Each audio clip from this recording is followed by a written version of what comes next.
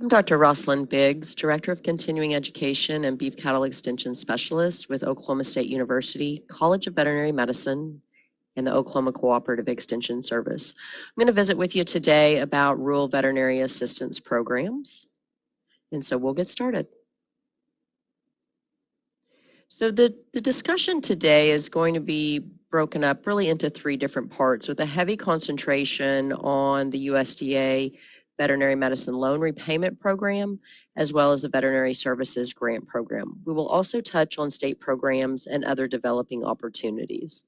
This discussion is valuable, particularly for those that are interested in applying, but also for practice owners that have the opportunity to support associates that are interested in these programs. As a reminder, this presentation is just a summary of currently available rural veterinary assistance programs. It's not intended to supersede any federal, state, or other sponsors' available guidance, and I highly recommend that you consult each program's instructions for specific policies and procedures, as there can be minor changes.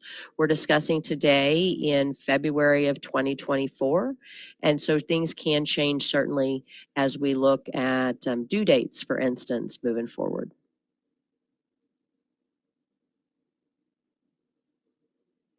So the United States Department of Agriculture, National Institute for Food and Agriculture, Veterinary Medicine Loan Repayment Program is shortened to the VMLRP.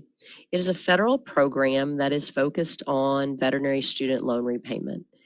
It will cover principal and interest of those veterinary student loans, including loans that were government as well as commercial. Now keep in mind, it will not include any undergraduate or other graduate studies that an individual has brought with them to veterinary school. It is simply for those veterinary student loans.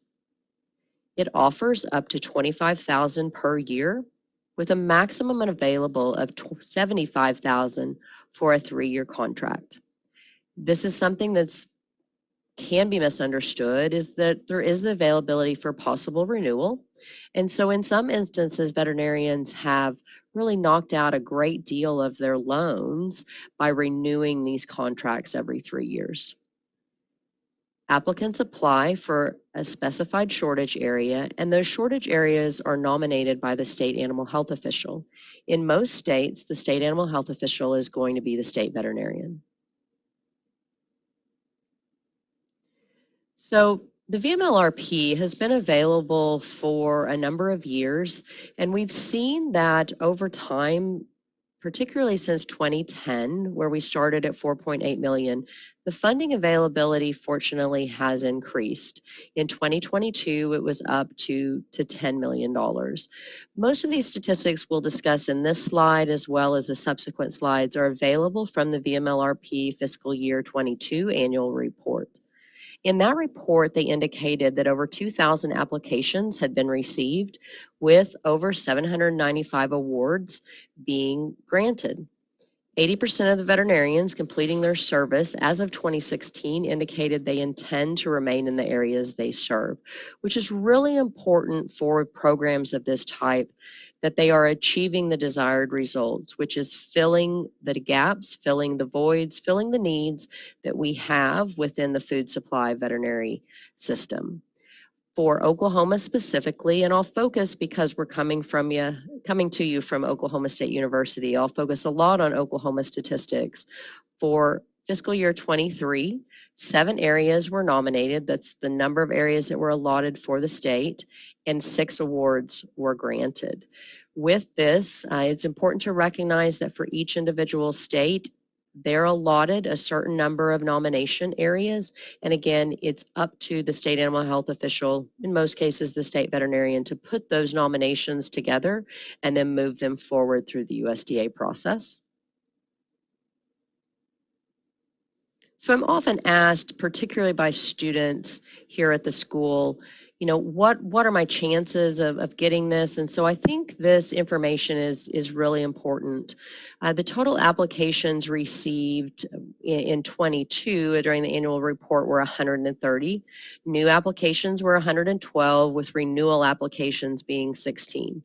There were 2 ineligible applicants with that, and so it really gives us a high chance of an award rate. You can see this award rate at just over 68%, with new recipients receiving that rate at 64%. And then in this case, for this year, all of the renewal applicants were granted those renewals.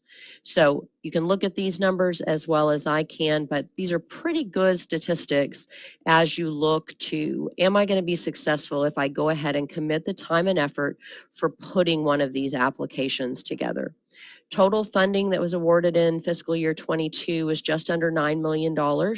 And then the federal tax liability that was covered, and we'll talk a little bit more about that, about opportunities for changing these programs from a legislative perspective later on, but the federal tax liability was right at 2.5, almost 2.6 million.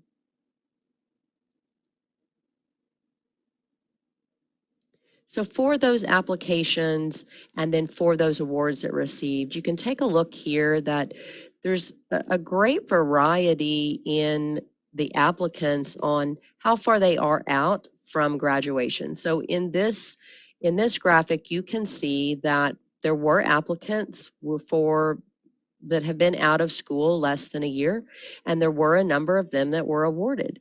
You can see as we really get into that 1 to 6 years post-graduation, that's where the bulk or the majority of the awards were.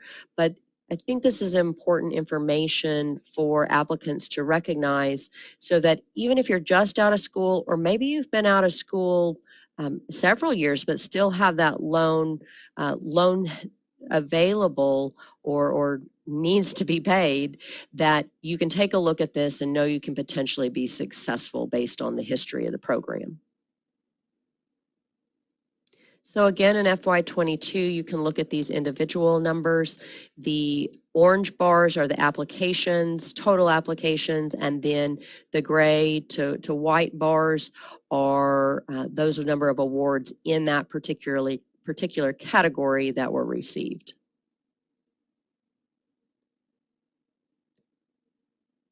So veterinarians may be wondering, am I eligible for this program?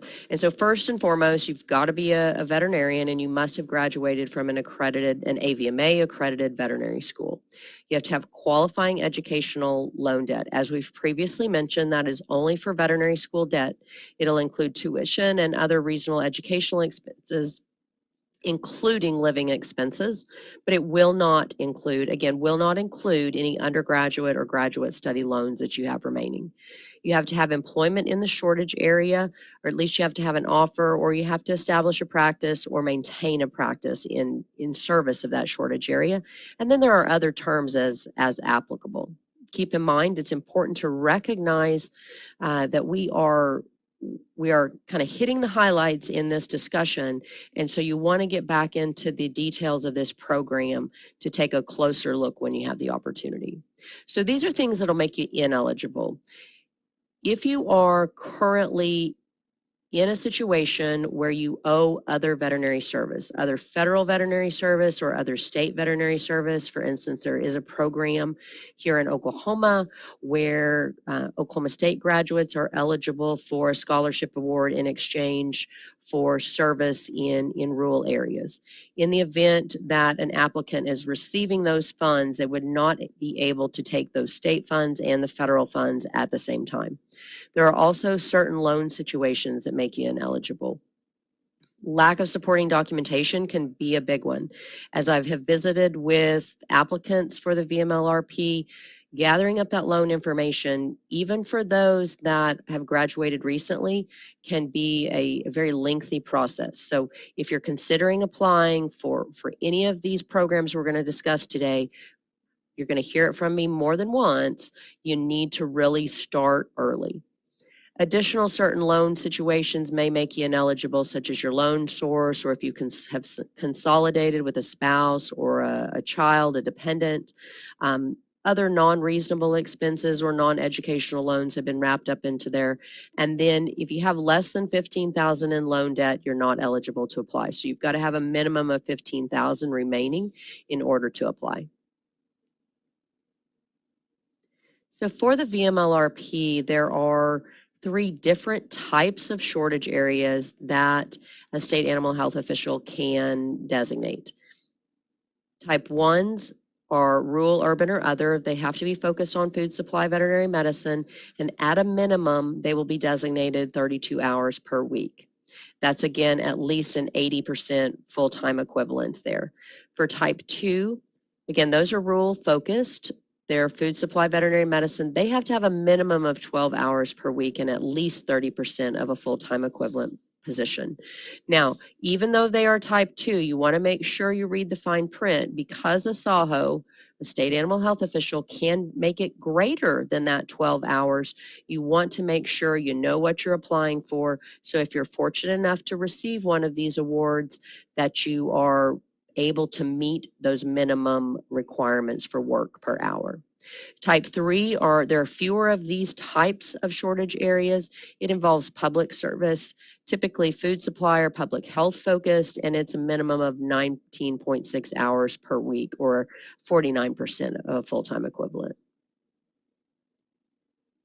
So we've taken this graphically and shown it just for Oklahoma. I encourage you, if you're from a state outside of Oklahoma, or if you're watching this beyond the fiscal year 24, that you take a close look at what your shortage areas are and the counties that are designated. Again, Oklahoma is allotted 7 areas, and they are divided generally into groups of counties. The counties in orange here are those, at least for this go round, are eligible to be served by applicants.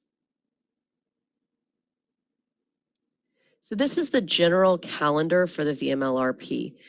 And this becomes important and holds pretty true from year to year as far as months that these major activities for the program occur. In October, the shortage nomination cycle opens. Again, that's focused on the state animal health officials. So I encourage you, especially if you are in a county or an area that is not eligible this year, to have a discussion with your state animal health official about why your specific situation, why your specific geographic area should be considered for next go round. In November, those state animal health officials nominate the shortage areas. They have to go through a nomination form and process to have those nominated. And then in January 24, after a panel has reviewed those nominations and sent those back to the SAHO if corrections are needed, or approved them, then those nomination areas are usually provided, they're posted on the USDA VMLRP website in January. Occasionally it has been into February, but I would start looking for those in January of the calendar year and looking for the shortage areas. For 24, the letter of intents, meaning I am planning on applying, this is my letter of intent, I'm going to be submitting an application, has got to be to USDA by April 1st, and then applications will close April 12th. This this date has had some flexibility over the years, but generally late March to April is when we're looking for it. And then if you're fortunate enough to receive an award, those notifications typically occur in September. So I've said it once, I'm going to say it again. I'm probably going to say it at least one more time. There are timeline considerations that you need to take into account when you're planning to submit an application. You absolutely, all bold here, all caps here, start early. The application will take you at least 2 to 3 weeks for the VMLRP. The loan documentation in some cases may take up to 4 to 6 weeks. So this is not something you want to wait around on. You don't want to reserve time just the night before, because you're not going to be able to get it put together.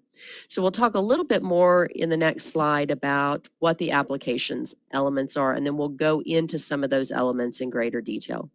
So in general, there's 7 elements to the application. You have an applicant information form, which includes a 2-page resume. It can have an additional page if you have publications or perhaps a PhD synopsis. Then you've got to have a personal statement. This personal statement is going to tell the panel that reviews, why me? You need to sell yourself. You need to sell why you have the skills, that you have commitment to the area, and why they should select you for this particular shortage area. It will also include a map of the service area, and we'll take a look at an example in just a few minutes. You also need to provide a list of recommenders. As we've mentioned, you have to have your loan information form filled out, and you have to have all those loan documents put together, and then you'll need certifications for the application. You have to have that intent of employment. So if you're already employed, that is generally easy to get together. And then you'll have to have recommendations, and those recommendations need to be from individuals that really and truly understand what you're going to do to serve this shortage area. And you need to pick individuals that are going to take the time and effort to fill out that nomination form. And it is a form, not necessarily just a recommendation letter. And they need to speak to the questions at hand and have the information available to them to support your application.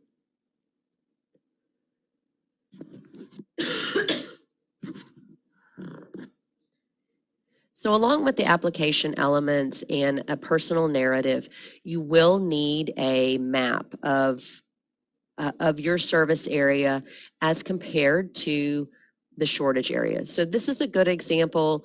These are counties in Colorado, and the yellow counties have been highlighted. That's the shortage area. And then this veterinarian has taken an opportunity to place a circle on their service area. So these are where they see clients. And then the star has indicated the practice location. Now, the practice location does not have to be within the brick and mortar practice location, and understanding that we have mobile practices out there too. Where those mobile practices get their mail does not necessarily have to be in the shortage area, but you absolutely have to serve producers, clients, etc., in that shortage area.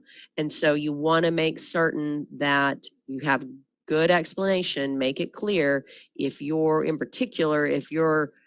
clinic location, practice location is not within the shortage area. How does that work for you to actually serve producers in the shortage area? So this is a little bit more information related to the loan documentation. You've got to have that promissory note or disclosure statement or an equivalent. You're going to need a summary report from the lending institution. With that account statement, you've got to show the details there. You've also have to have the individual loan detailed report, then federal student loan summary report, and the federal student individual loan detail report. If you do have questions about, is this going to work for loan documentation, I cannot say enough positive things about the USDA NIFA VMLRP team. They do a great job of serving applicants and trying to help applicants as they go along. In my experience, they're incredibly responsive. If you have questions, they want to see applicants be successful. And so when it comes to the details of loan information, they, in my mind, are the best options to consult. Will this work? Keep in mind, these are federal applications, and so every I needs to be dotted and every T needs to be crossed. And so if you are not an I dotter and a T crosser, then I definitely recommend you have someone in your circle, in your family, in your practice that will help you put this together. Make sure you use the checklists that are available. Make sure, again, all those I's are dotted and T's are crossed. So other application documents that are going to be needed. You've got to have an unofficial transcript. You're going to need a 2-page resume, which for many folks, especially if you've been out in private practice, is not something you keep up to date. So it needs to be up to date and needs to reflect what you do. You need to sell yourself with this. You need to really tell them what you do on a daily basis, and you need to write to the shortage nomination.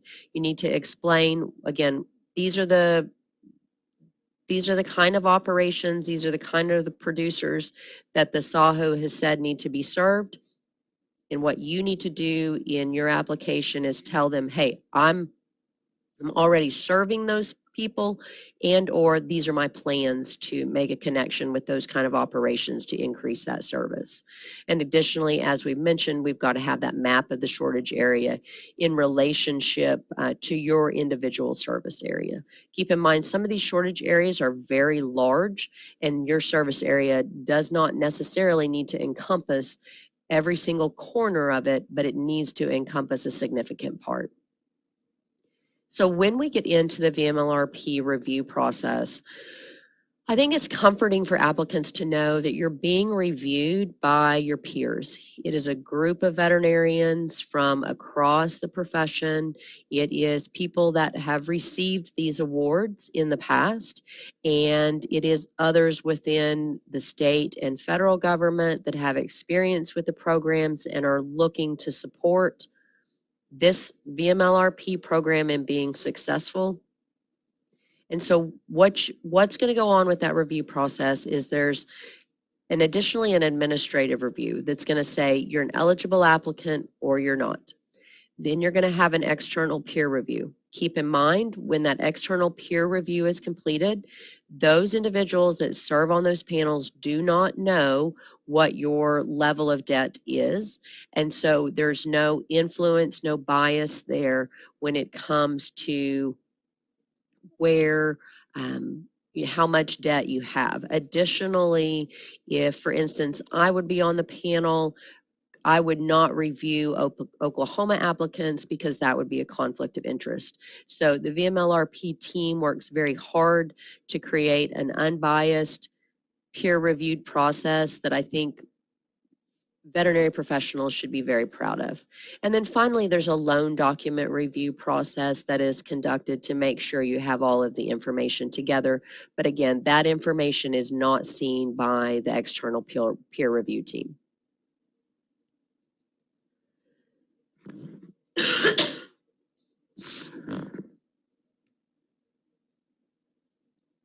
So here we've got recommendations for success. Highly recommend, you've got to read that request for application. You need to know exactly what is going to be required. On the VMLRP website, there is recorded guidance to help walk you through the process. Also, each year, the VMLRP team typically offers question and answer sessions, and that's a great time to set aside on your calendar, attend those Q&A sessions, and get live interaction with that VMLRP team so that you can have all those questions asked. Absolutely seek guidance. You want more than your set of eyes reviewing this. You want to use checklists and other tools. And then, as I've previously mentioned, throughout your application, particularly with your personal narrative, particularly as you communicate with your recommenders, make sure they have a copy of that nominated shortage area description.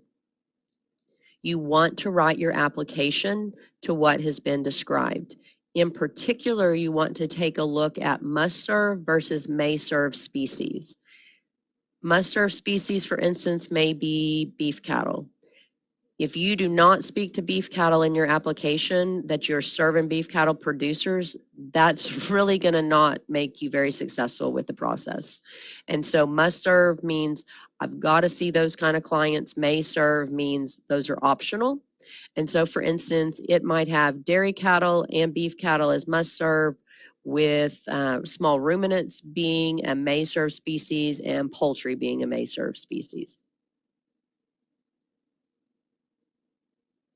Other recommendations for success, as we've mentioned, you've got to deliver an effective plan to mitigate the shortage. How are you going to address the shortage?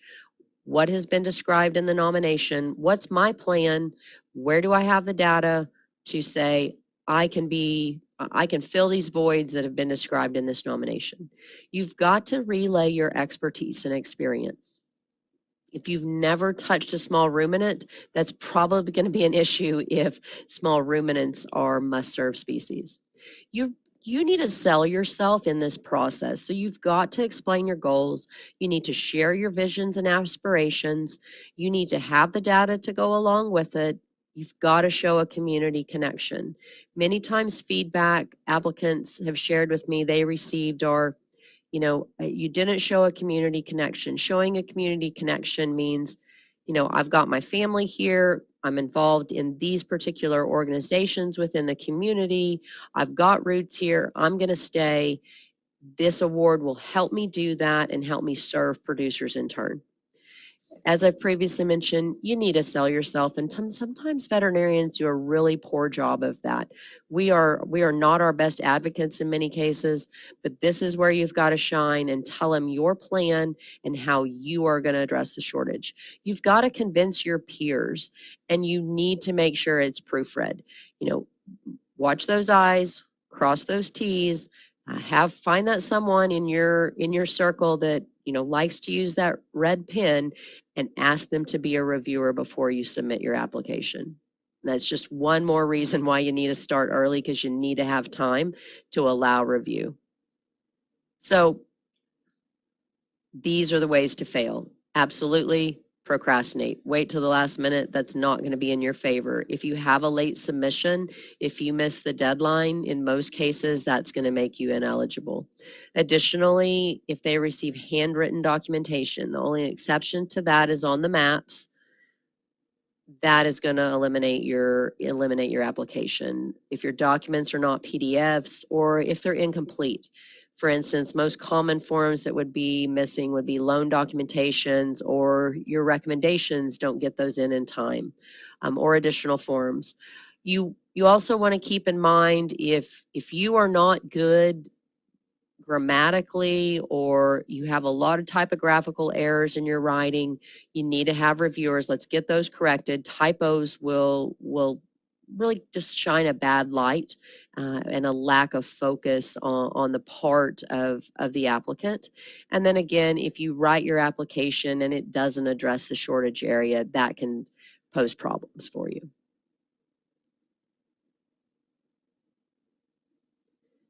And many times when I give this, not everyone in the room is eligible for these awards. They have been fortunate, such as myself, to pay off our loans. And so I oftentimes get the question about, well, does this apply to me, or how can I help? What can I do? So I encourage you, in particular, if you're a practice owner, and in particular, if you have associates or you have colleagues or classmates that are looking to apply to this program, this is how you can help. Develop a relationship with your state veterinarian or your state animal health official. Provide them justification and data why you need help in a certain area, particularly if you're a practice owner, because in some cases, practice owners have really used this as a carrot to get associates hired. Additionally, if you're going to be a recommender, I've done that for colleagues in the past, for employees I've supervised, for colleagues that I worked with in private practice. Take the time to do the recommendation correctly. You want to follow the format. You've got to be on time, and you need to address the shortage area as described as well. It's very, very important. There's a lot of weight, and don't be mistaken. Those recommendations are reviewed. You want to support your colleagues as they potentially receive these awards, especially if you're a practice owner. If you're a practice owner and you assign hours and patients and clients and farm visits for your associate, you really need to work cooperatively with that associate to make sure they're getting their hours in there. Keep in mind, drive time does not count hour for hour. And so only a percentage of drive time, if you've got a mobile practice or you're going to see those operations on site on the farm or ranch, are going to apply. And so we've got to help those associates. We've got to help these recipients make sure that they're meeting their dedicated hours. There have been cases where an associate has been directed that they are only to see clients in the small animal portion of a mixed practice. And that makes it nearly impossible for that applicant to meet their commitments of hours for service for these awards. Additionally, if you have time, The VMLRP team is constantly looking for volunteers to be part of the peer review system, and it's a great way to help support your colleagues and the profession by serving on these panels.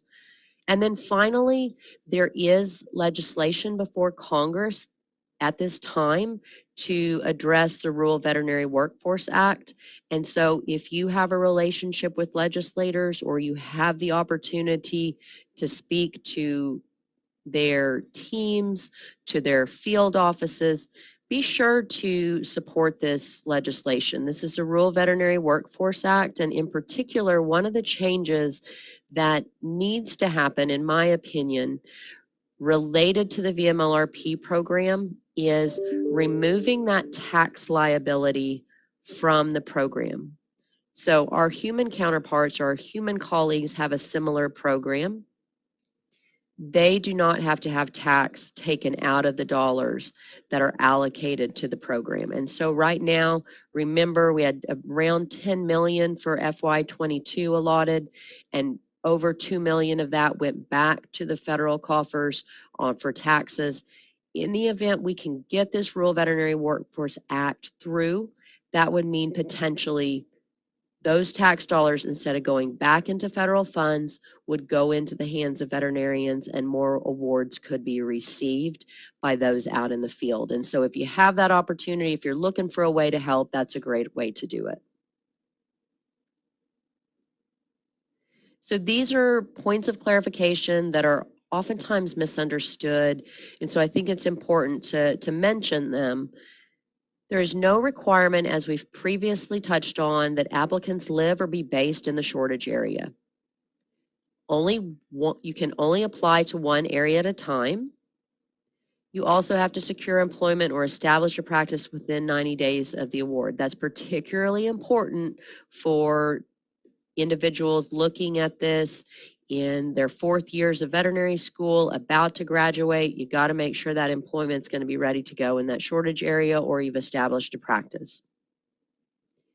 If life changes, and we all know that it can, welcome to veterinary medicine, you cannot change to a different shortage area. You've got to have commitment in that individual shortage area.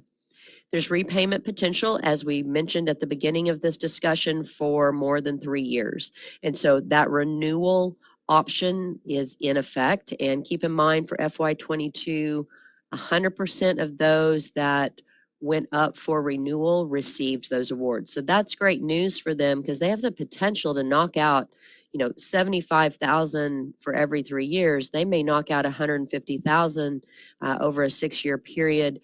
That can be life-changing for many veterinarians and their families.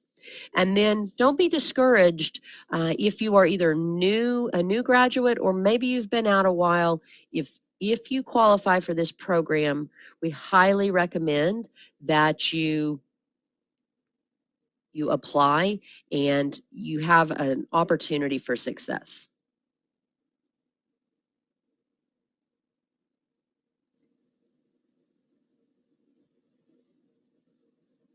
So now we're going to move to the Veterinary Services Grant Program. So there's really 2 pillars within this program. There's a rural practice enhancement that's going to apply to private practitioners, and then there's the Education, Extension, and Training Program that is really in the realm of organizations or veterinary schools. So the Rural Practice Enhancement is a 3-year program. Actually, both pillars are a 3-year program. This Rural Practice Enhancement offers up to $125,000. Again, as we've mentioned, it's focused on veterinary practices, and there has to be service in the shortage areas, those designated shortage areas we just discussed. It's going to be the same exact map for the VMLRP. Those are service areas in VMLRP shortage areas. So I hope that makes sense there. And then for the Education, Extension, and Training Program, it's up to $250,000. It is, again, for veterinary schools and other organizations. Here at Oklahoma State, we've been very fortunate to receive one of those grants. Keep in mind, this is a grant program, not loan repayment. It's a grant program. So there's some subtle differences there with this on the application process. But here at Oklahoma State, we've been fortunate to receive one of these awards to initiate the integrated beef cattle program for veterinarians. That's really been instrumental in getting that program up and running. So today we're going to focus primarily on the rural practice enhancement because that's going to apply to private practitioners. Again, as I've mentioned, this is a federal grant and it is focused on establishing or expanding practices. And it applies whether you're a new graduate or you've been out for decades. It can cover things like equipment, and we'll go into this a little bit more in detail in the next few slides. It can handle overhead cost. It will establish mobile services, and then it can also help you support education and extension programs such as producer meetings.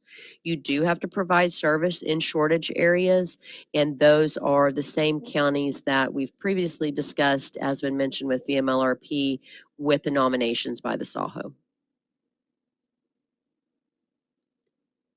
So for these rural practice enhancement, these are some examples of what equipment has been used to purchased with these kind of grant funds. It can be office equipment. It may be the new computers. It may be the new printers. It can even be things like software. It may be animal restraint. Oftentimes you'll see that practitioners plan to buy a new chute, in particular portable chutes and alleys. Those are often very common. It could be diagnostic equipment such as blood machines, etc. We've already mentioned chutes. It can also be imaging equipment, whether that be things like a new ultrasound or a new introducer or digital radiology. I want to incorporate that into my practice. And then, some of those more standard equipments that every practice needs, which is focused on feet. Don't forget that hoof trimming equipment, and then breeding soundness equipment as well. So it can cover overhead cost. It can cover things like DVM salary and benefits. There have been practices that have used these dollars to support the hiring of a new associate, because in some cases, new associate salaries are difficult to justify. And so this can help get those salaries initially until that new graduate is out there and fully capable and ready to go to support the full extent of their salary. It can also go for salary and benefits for support personnel like registered veterinary technicians. It can also look at things like office rent, fuel, or equipment maintenance. It can be expendable medical and office supplies. As we've mentioned, it can cover software to go along with those computers that may be necessary. It can cover utilities and or consulting fees. The one thing that these funds will not cover is building you a new structure. It will not build you a new clinic. And so if that's your plan, you may need to make some adjustments before applying. So many practices are looking to, upgrade or start, particularly new practice startups will start with this, mobile focus. It will go to support things like a new truck, new vehicle inserts, or testing equipment that you may need potentially for mobile practice. Now, as I've mentioned, this is a grant and has to be submitted through grants.gov, which is a little bit different process for many veterinarians.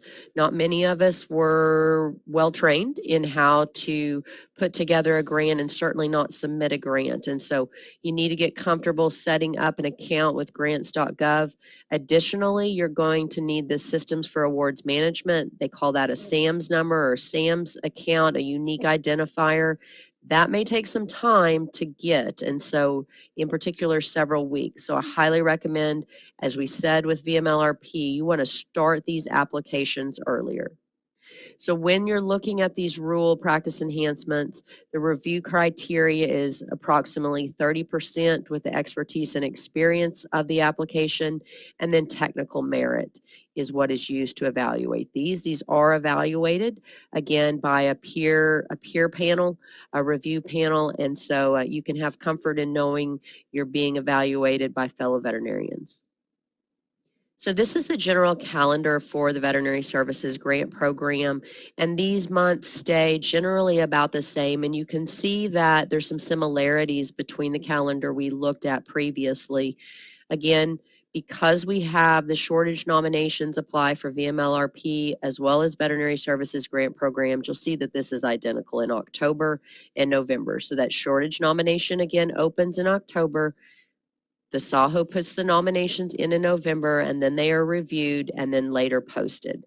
And so shortage areas are posted usually in February.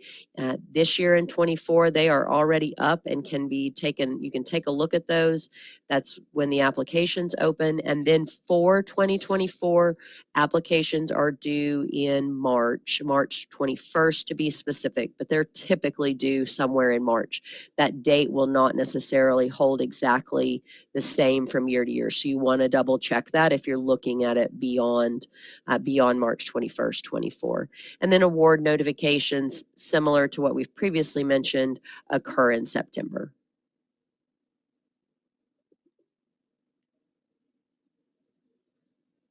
So there's some timeline considerations, and we've mentioned these. You can look at these requests for applications. They're typically a 2-year RFA, so you can look at these in advance and be ready to go once those nomination areas, once those shortage areas, I should say, open up. And so before the RFA is released, you want to determine whether you're eligible or not. You want to get that unique entity ID with sam.gov, and you want to register for grants.gov account. You want to have that ready to go. As I've mentioned, getting that SAM number may take a while, and in some cases I've been told it may take up to 6 weeks. So this is again not something you can start the night before. Here's some helpful hints for this rural practice enhancement. As I've mentioned, it's a 2-year RFA, so it stays for the most part the same from RFA to RFA, so you can take a look at it. The differences will be, however, what the shortage areas look like, because those change annually with the nominations by the SAHO. The awarded narratives are available for reference, so you can get on the website and take a look at, what exactly did recipients of these grants, how did they approach their narratives, and what were they looking for? And there's also the potential relationship between the VMLRP, which means there is the potential that an individual veterinarian may receive the VMLRP, and then their practice, because again, the grant goes to the practice. The grant does not go to an individual for a veterinary services grant program. The practice may receive a grant to address any of these kind of needs. And so we'll talk a little bit more about that. Hopefully that's clear for you, but because the service areas overlap, the service time now, it can't overlap. So you want to be aware of that. But you can have the opportunity, there's a potential relationship to have a lot of reward out of both programs for an individual practice. And so these are some of the highlights for fiscal year 21 and 22. They've covered things, and we've mentioned some of these, but I think more specifically, I think it's great to recognize what others have gone for and been successful in requesting. Associate salary. We see these portable hydraulic chutes on a regular basis. Educational outreach. So don't forget that you can support your producers in this way. Is that a producer meeting? Is that education component? Those cost funds in many cases, and so this VSGP can support that. It may be an in-clinic shoot and alley. It can be radiology equipment, the ultrasound, the insert, computer software, trucks. Trucks are a big one that show up on many applications. You can look at those electronic ID readers, and then BSE equipment. That's a common one that is requested in these applications. So here's some common mistakes, and you'll see some familiarity here as we talked about common mistakes for the VMLRP previously. Common mistakes. Don't wait until the last minute. Additionally, we can have it where it's just not clear like what you're wanting to purchase with these funds and how you're planning to apply them and how that's going to work, what the duration, how long are you going to use them. Applications for more than one shortage area are not allowed. Additionally, if you don't have the 3-digit shortage area in the state in the title, it's not going to be, it's going to be an issue, I should say. You can also have it where your narrative is too long. Be concise, sell yourself, sell your practice, tell them what you're going to do with these funds, and have the data to support it. You know, if you think that you can serve, for instance, 10 more producers, if you have this new shoot, you need to tell them that. Or, you know, if we had this equipment, this is what we could do with it. We are turning down on an average basis 2 to 3 calls because we don't have a truck to get out there on farm, for instance. Additionally, as we look at these grant applications, not providing clear objectives or failure to use a PDF. And then also, these are not ones that, these grants don't need a letter of support from those beyond the project. And so you don't have to ask for those, and they should not be included. If you miss your formatting, that will be an issue for you. And then misaligned project period is oftentimes a common error when evaluating these proposals.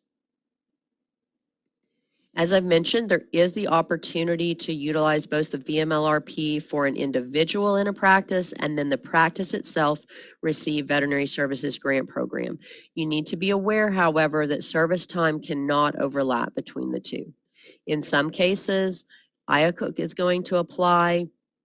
In most instances, that's going to be those proposals that are related to the EET. Again, that's the Education Extension Training Program associated with universities. We're familiar with those at the university level for IACUC. But keep in mind, all applicants are going to need a SAMS account. And then again, it will not pay for any new buildings or renovations. So you can take that off your list of asks. These are the websites for USDA NIFA, and so I encourage you to take a look at those. They have a lot of great information. It can be a lot of information, and keep in mind these are federal applications, and so they will take time, and most folks are going to really feel that they are complicated, and so you want to take a look, you want to prepare well in advance and seek out assistance. However, again, I can't say enough positive things about the USDA NIFA team that administers the VMLRP and the Veterinary Services Grant Program. They are great in my experience to work with. They are very responsive, and they're really trying to do the best they absolutely can with this program to get dollars into the hands of veterinarians to address rural veterinary shortage and food supply veterinary shortage as well. Now, new in 24, there is a cooperative agreement between the USDA and Livestock International. Livestock International is an organization that is focused on providing technical assistance and review. They have a group of individuals that will do some reviews on these VMLRP and Veterinary Services Grant Program proposals. Again, so one more reason why you want to start early, because livestock is available. It is a free service at this point. They are not going to charge you for doing this, but they can help you through the process and help you review. You're going to have to do the bulk of the work as the applicant, but they can help you make sure, again, if you're looking for an iDotter or T-crosser, livestock can help provide some of that assistance. They do have step-by-step instructions on their website at livestockguide.org. And so I encourage you to take a look at that. And then if you want to seek them out directly, shoot them an email at nifaprogramshelp@livestock.org. These are great folks, and they're really looking to help veterinarians. I do encourage you I'm working with livestock in a capacity to help them get the word out. And so if you have the opportunity, perhaps if you are viewing this on your computer and you have the opportunity to take their survey, I encourage you to do that. They're just trying to look at, like, are we getting the word out, and are you better prepared to potentially apply for the program? So if you have the opportunity for that, I ask that you take, less than 5 minutes and fill out this survey. Then I want to touch briefly on other programs that exist. Certainly in Oklahoma, in the last 5 years, we've seen an incredible amount of positive discussion related to these types of shortage in our state. And so I am really, really encouraged by that. We have had a program in Oklahoma, and so you'll notice on this that many state programs may be unfunded. We've had language on the books for some time, but it's only been funded a time or two to help a very limited number of veterinarians. But I am hopeful that that will change. Actually, we have pending legislation in Oklahoma for some student programs to help students here at Oklahoma State end up in rural areas of Oklahoma. If you are in Kansas or familiar with Kansas State's cooperative program in the state of Kansas, they've done a tremendous job of getting Kansas State students into those areas of Kansas that really needed a veterinarian and keeping them there. That retention piece is super important as we look at new graduates, because we turn out a fairly high percentage of new graduates, oftentimes a percentage that is surprising to many, but we don't keep them. The profession doesn't keep them. The practices that they're in don't keep them very long. And so these programs can help support that. There's also been programs in these other states. And so I encourage you, if you're in a different state and you don't know if there's a program or not, reach out to your veterinary school if you have one in your state, your veterinary board and or legislators that you may have a relationship with. We're also seeing collaborations with other groups. In particular, I've had the opportunity to work with the Farm Journal Foundation on addressing food supply veterinary shortage, and they're doing a tremendous amount of work in cooperation with the Zoetis Foundation to try to address this known issue within the profession. And then there are some VMAs that have taken this on too, so don't forget to be a part of your VMAs wherever you currently practice.